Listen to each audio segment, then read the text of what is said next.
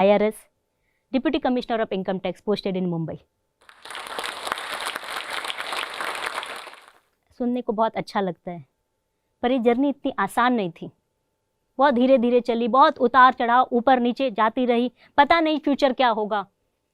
2 साल की उम्र में पोलियो हो गया। एक ऐसे शहर में जन्मी, काटावांजी, उड़ीसा का एक छोटा सा कस्बा, Orthodox Marwari family, joint family, जहाँ पे माँ बाप को भी नहीं पता ये पोलियो क्या होता है। डॉक्टर्स को लगा मलेरिया है, इंजेक्शन दे दिया, 50% बॉडी काम करना बंद कर दिया। 1.5 साल तक कोमा की स्थिति पे बेड पे पड़ी रही। माँ ने हार नहीं मानी, बाप ने हार नहीं मानी। उन्होंने कहा नहीं, हम बच्चे का केयर करेंगे, मालिश किए, हर नीम हकीम सबके पास लेके गए, पर पता नहीं आगे फ्यूचर क्या होगा। 4 साल की एज में मैं चलना वापस से सीखी, लड़खड़ाते हुए, गिरते हुए, भागते हुए आगे फिर से मैं चलना शुरू किया। स्कूल के लिए जब वो परेशान हुए, एडमिशन नहीं मिल रहा था, कोई भी स्कूल इस बच्चे को लेना नहीं चाहता था। समहाउ कहीं एक स्कूल में एडमिशन मिला। बहुत ज़्यादा तो स्कूल की बातें याद नहीं आती, पर इतना याद आता है कि बहुत संघर्षपूर्ण था, मेरे लिए आसान नहीं था। स्कूल जाती थी, रास्ते में कुछ बच्चे खेलते होते तो वो चिढ़ाते थे, लड़खड़ाते थे, एक्ट करते थे और पत्थर भी मारते थे। इग्नोर करती थी या उधर नहीं देखती थी। ऐसा लगता अगर आज मैंने इनको देख लिया, अपने आप को रोक लिया, तो मैं कभी आगे नहीं बढ़ पाऊंगी।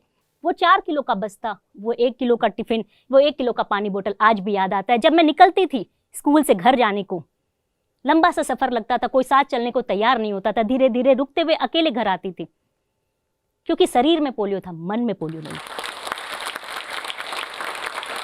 कभी आवाज भी नहीं उठाई, नहीं कभी मम्मी पापा ने समझा कि ऐसी कोई प्रॉब्लम होती है, क्योंकि उनके लिए मैं कोई डिसेबल बच्चा नहीं था, एक नॉर्मल बच्चा था। एक नॉर्मल बच्चे की तरह ट्रीट करते थे।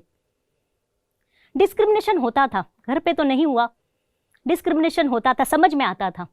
क्यों होता था समझ में नहीं आता था। डिस्क्रिमिनेशन आज भी होता है, समझ में आता है। क्यों होता है समझ में नहीं आता है। उस समय फर्क पड़ता था और आज फर्क नहीं पड़ता है। स्कूल की पढ़ाई कंप्लीट हुई, आगे डॉक्टर बनने की इच्छा थी। माँ बाप को कहा तो पापा ने कहा कि नहीं, हमारी फाइनेंशियल पावर इतनी नहीं है। क्या बोलते कि ऐसे बच्चे को, किस तरीके से डिसेबल बच्चे को वो बाहर भेजते, नहीं भेज सकते, तो उनकी मजबूरी थी। समहाउ मैंने कॉमर्स लिया, जो एक कॉलेज था छोटे से गांव पे, वहाँ कॉमर्स की पढ़ाई कंप्लीट की, ग्रेजुएशन कंप्लीट किया। उसके बाद जिंदगी रुक सी गई थी, क्योंकि एक डिसेबल बच्चा की जिंदगी कहाँ तक रहेगी। ग्रेजुएशन, एक आम लड़की, एक मारवाड़ी लड़की, जो ट्रेडिशन होता है या तो कॉलेज करो और शादी कर दो, यहाँ तो शादी का कंडीशन ही नहीं था। सब थक चुके थे कि अब तो कुछ होना नहीं है, मान चुके थे ये लड़की अब घर पे रहेगी। 4 साल मैं घर पे रही, पर मुझे एक ही सपना आता था, मैं पढ़ाई करूंगी। किस तरीके से करूंगी पता नहीं था। रात को रोज नींद पे यही आता था कि मैं पढ़ रही हूँ, मेरे टीचर मुझे पढ़ा रहे हैं, पर असंभव से था। किसी को बोलने से वो मानता नहीं था ऐसा भी कभी हो सकता है। 2 बड़ी बहनें थी, वो हमेशा सपोर्ट करती थी, सारिका ये समय बदल जाएगा, हिम्मत रख, पर सोच नहीं पाते थे ये हिम्मत कब आएगी, कैसे होगा। 4 साल के बाद अपॉर्चुनिटी मिली कि आप सीए का एग्जाम दे सकते हो, लेकिन घर पे बैठ के दे सकते हो। मैंने बोला बहुत अच्छी बात है, मैं करूंगी कोशिश।